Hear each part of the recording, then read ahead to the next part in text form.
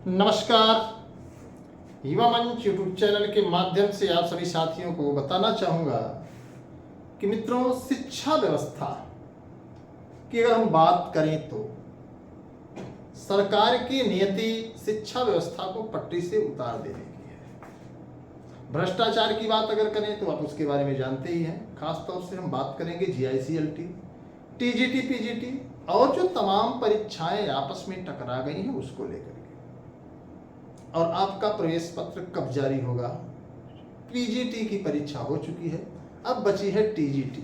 तो टीजीटी का प्रवेश पत्र आप तक कब पहुंचेगा, इन सभी मुद्दों के साथ मैं उपस्थित हूं आप लोगों के बीच में। और खास तौर से आपका क्रोच पार्टी को आप देख ही रहे हैं, वर्तमान में बहुत तेजी से ग्रोथ कर रही है, लेकिन यह केवल मात्र सोशल मीडिया पर ही है, जमीनी हकीकत कुछ भी नहीं है।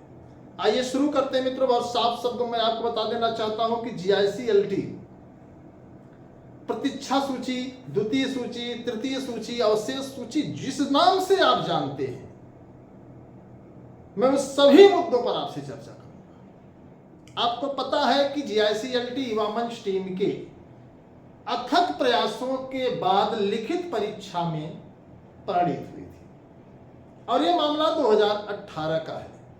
4 जून 2017 को हमारी मुलाकात उत्तर प्रदेश के मुख्यमंत्री योगी आदित्यनाथ जी से हुई थी और हमने एक भारी रिक्वेस्ट किया था कि हमें जीआईसी लिखित परीक्षा चाहिए और उन्होंने इस पर मोहर भी लगाई थी। इसी के क्रम में, वार्ता के क्रम में भी मैं आपको बता दूं कि बीएड को प्राइमरी में शामिल करने जैसे मामले पर, टीजीटी से साक्षात्कार हटाने जैसे मामले पर युवा मंच टीम का सीधा उत्तर प्रदेश के मुख्यमंत्री योगी आदित्यनाथ से कमिटमेंट था और वो चीजें दिखी भी थी।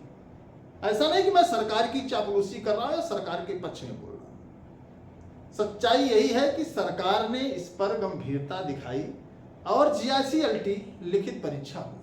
अब बड़ा दुर्भाग्यपूर्ण हुआ कि जिस संस्थान को, जिस आयोग को यह जिम्मेदारी दी गई कि जीआईसीएलटी की लिखित परीक्षा के बाद शिक्षकों का सिलेक्शन हो, तो मित्रों बड़ा दुर्भाग्य रहा, उत्तर प्रदेश लोक सेवा आयोग को दिया गया।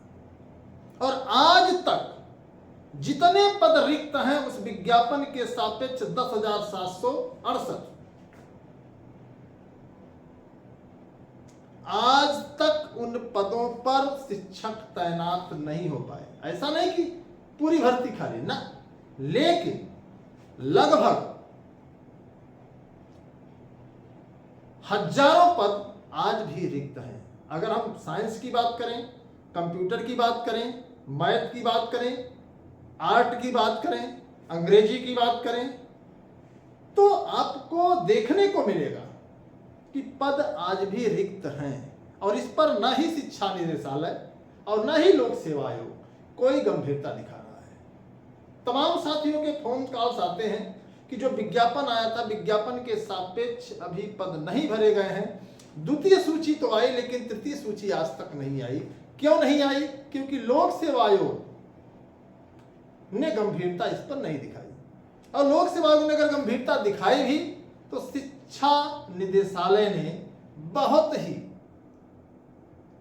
धीमी गति से इसकी कार्यवाही शुरू की और आज 26 चल रहा है। 2018 का मामला 2026 तक पूरा नहीं हो पाया है। अगर हम 8 विषय की बात करें तो 8 विषय में भी काफी सीटें खाली हैं। हिंदी विषय की बात करें तो हिंदी में भी काफी सीटें खाली हैं। होम साइंस की बात करें तो वहां भी सीटें खाली हैं। तो कहीं न कहीं आयोग और निदेशालय की फेल्योर पोजीशन है। इस पर आप क्या कहना चाहेंगे? और मैं सभी से अपील करना चाहता हूं, जो भी साथी जीआईसीएलटी तृतीय अवशेष सूची चाहते हैं, मैं उनसे अपील करूंगा कि आप इस वीडियो को शेयर करें और वीडियो को शेयर करने के साथ ही साथ आप अपनी राय कमेंट बॉक्स में दें। 4 जून के बाद हम लोग शिक्षा निदेशालय, उत्तर प्रदेश लोक सेवा आयोग पर दबाव बनाएंगे कि जो विज्ञापन जारी हुआ था 2018 में, उसके सापेक्ष सभी पदों को भरे जाने की कवायद पूरी की जाए। साथ ही साथ टीजीटी, पीजीटी पुरानी नियमावली से हो, इसको भी लेकर 4 जून के बाद हम लोग कड़ी मशक्कत करेंगे और अपने हक और अधिकार को लेकर के मजबूती से लड़ेंगे।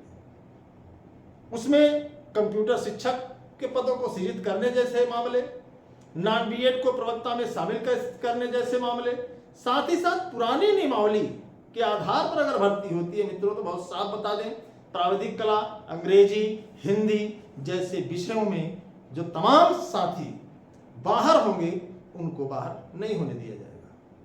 तो अगर आप सभी युवा मंच टीम के साथ हैं तो तेजी से आप इस वीडियो को शेयर करें ताकि हम लोग संगठित हो सकें, एकजुट हो सकें और अपनी आवाज सरकार तक पहुंचाने में सफल हों। मित्रों, आपको पता ही है कि हम सोशल मीडिया पर लगातार आप लोगों से अपील कर रहे हैं और युवा मंच टीम की ही देन है कि चीजें जल्दी सॉर्ट आउट हो रही हैं। हम लगातार आयोग पर, निदेशालय पर, सरकार पर जो अपेक्षाकृत हो सकता है वो दबाव बना रहे हैं।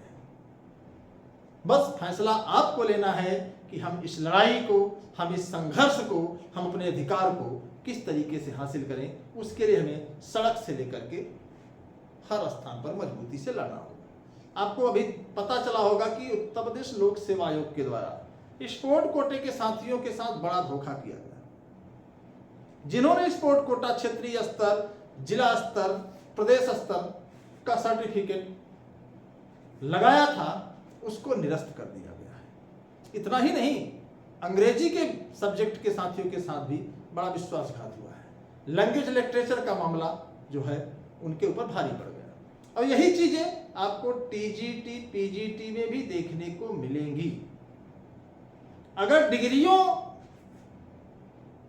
से ही सारी समस्या का निदान है तो सरकार को पहले चेता देना चाहिए, चेतावनी दे देनी चाहिए कि अब हम योग्यता नहीं देखेंगे, अब हम डिग्री देखेंगे। डिग्री में वो लिखा होना चाहिए। जैसे इंटर में संस्कृत आप नहीं पढ़े हैं, बीए में संस्कृत है, एमए में संस्कृत है, तो आप हिंदी के शिक्षक नहीं बन सकते।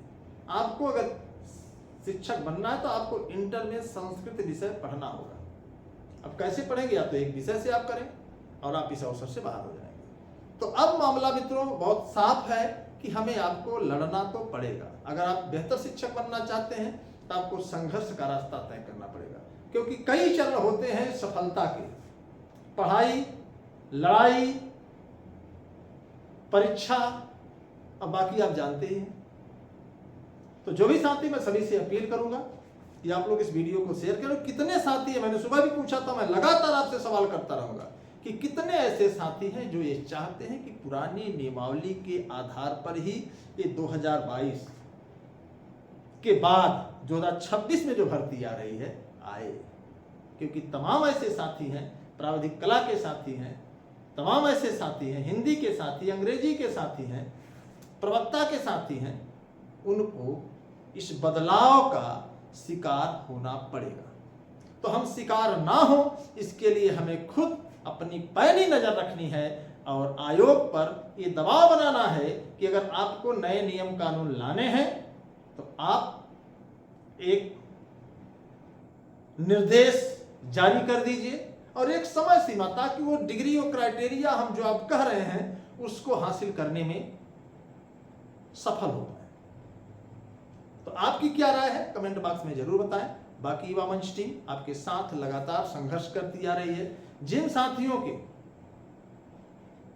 सेंटर दूर गए, एक साथी मुझे फोन किए, मुझे बड़ी हंसी आई, उनका 180 किलोमीटर दूर सेंटर गया। एक तरफ आप कहते हैं कि परीक्षा कमंडल में ना हो और एक तरफ आप कहते हैं कि परीक्षा सेंटर में। देखिए मित्रों, बहुत साफ शब्दों में बताएं, अगर आप पारदर्शिता चाहते हैं तो आपको परीक्षा केंद्र दूर ही चाहिए। अगर आप अपने गृह जनपद में, अपने पड़ोस में या अपने जिले में देते हैं तो निश्चित तौर पर कोई ना कोई तो ऐसा साथी होगा जिसके रिलेटिव, गुरुजी, शिक्षक, समाज तमाम तरीके से संबंध होंगे और वह परीक्षाओं में करप्शन को बढ़ावा दे सकता है। बड़ा सौभाग्य है कि उत्तर प्रदेश शिक्षा सेवा चयन आयोग ने हमारी आपकी बातों को गंभीरता से लिया और सबसे बड़ी बात, युवा मंच टीम ने सबसे पहले आवाज उठाई थी कि अगर आपको परीक्षा करानी है तो सबसे पहले आप असिस्टेंट प्रोफेसर की परीक्षा कराइए, फिर आप पीजीटी की कराइए, फिर टीजीटी की कराइए। और रिजल्ट भी इसी क्रम में दीजिए। ऐसा नहीं कि आप टीजीटी का दे दीजिए, वही छात्र टीजीटी में भी चयनित हो जाएगा, वही पीजीटी में भी चयनित हो जाएगा, वही असिस्टेंट प्रोफेसर में चयनित हो जाएगा। इसलिए असिस्टेंट प्रोफेसर की परीक्षा कराइए, उसका रिजल्ट निकालिए, उसके बाद तब पीजीटी साक्षात्कार वगैरह कराइए। और मैं बता दूंगा आपको कि शिक्षा सेवा चयन आयोग ने इस बात की गंभीरता दिखाई है। तो निश्चित तौर पर मैं सभी से निवेदन करूंगा कि आप ईमानदारी से पारदर्शिता पूर्वक परीक्षा दें और आपका प्रयास सफल हो, आपके सपने साकार हो। बाकी युवा मंच टीम आपके हर सपने को पूरा करने के लिए लगातार संघर्ष करती चली आ रही है और भविष्य में भी संघर्ष करेगी। कंप्यूटर शिक्षकों को लेकर के मैं लगातार छात्रों से कह रहा हूं कि अशासकीय सहायता प्राप्त माध्यमिक विद्यालयों में आखिरकार कंप्यूटर शिक्षकों की भर्ती क्यों नहीं हो, जबकि राजकीय विद्यालयों में ये दूसरा मर्तबा है कंप्यूटर शिक्षक की भर्ती हुई। तो कितने ऐसे साथी हैं जो चाहते हैं कंप्यूटर शिक्षक की भर्ती आए? कमेंट बॉक्स में जरूर बताएं। और क्या वाकई में आप गंभीर हैं? क्योंकि आपकी गंभीरता भी ये तय करती है कि आखिर कब। हाँ, प्रवेश पत्र आपको परीक्षा के 3 दिन पहले डाउनलोड करने का अवसर मिलेगा। आप डाउनलोड करिएगा और बड़ी पारदर्शिता है कि आप सेटिंग गेटिंग से थोड़ा सा बचेंगे। तमाम साथी मेरे पास फोन करते हैं, कोई जुगाड़ भैया माफी चाहता हूं, मत फोन करिए। मैं जुगाड़ वाला होता तो मैं जिले का कमिश्नर होता, मैं जिले का कलेक्टर होता। मैंने लगातार ईमानदारी से पारदर्शिता पूर्वक भर्ती परीक्षाओं को संपन्न कराने के लिए प्रयास किया है और भविष्य में भी मैं करता रहूंगा। चाहे 69,000 शिक्षक भर्ती में आप देख लीजिए, करप्शन एकदम चरम पर था। ये अलग बात है कि स्वार्थ के वशीभूत होकर के आप ना बोलें, लेकिन अपने दिल पर हाथ रख करके बोलिए। 69,000 शिक्षक भर्ती में भ्रष्टाचार हुआ था, उत्तर कुंजी जारी हुई थी कि नहीं हुई थी? डीजे वाले बाबू, नगाड़ा वाले बाबू, घोड़ा वाले बाबू, गधा वाले बाबू मास्टर हुए है कि नहीं हुए? कहना हमारी फितरत है, हम कहते रहेंगे, आप मानिए अन्यथा न मानिए। सच कहने का आदी हूं मित्रों, इसीलिए बागी हूं, वरना हम भी चाहते तो सेटिंग गेटिंग आदि से आज यहां नहीं, आपकी श्रेणी में नहीं, आपकी कतार में नहीं, आंदोलन में नहीं, बल्कि किसी ऑफिस में आराम से बैठे होते। तो बहुत स्पष्ट बता दूं, भ्रष्टाचार से बचिए, सावधान रहिए। तमाम ऐसे लोग हैं जो आपके साथ ठगी का शिकार करते हैं, तमाम ऐसे छात्र नेता मैं उनको बता दूं कि आप उनके पीछे चक्कर लगाते रहे, आपका पैसा फंस गया तो आपको मिलेगा नहीं। इसलिए इन सभी चीजों से आप दूरी बनाइए, स्वस्थ रहेंगे, मस्त रहेंगे। तो जय हिंद, धन्यवाद। 3 जून और 4 जून को चौड़े से परीक्षा दीजिए और पूरी ईमानदारी के साथ अपने माता पिता के सपने को साकार करने के लिए अभी भी वक्त है। 1 सप्ताह अगर आप ताकत लगा देंगे तो दुनिया की कोई ताकत नहीं रोक सकती आपको सफल होने में। इसी के साथ सभी साथियों को धन्यवाद। जय हिंद, नमस्कार, इंकलाब जिंदाबाद।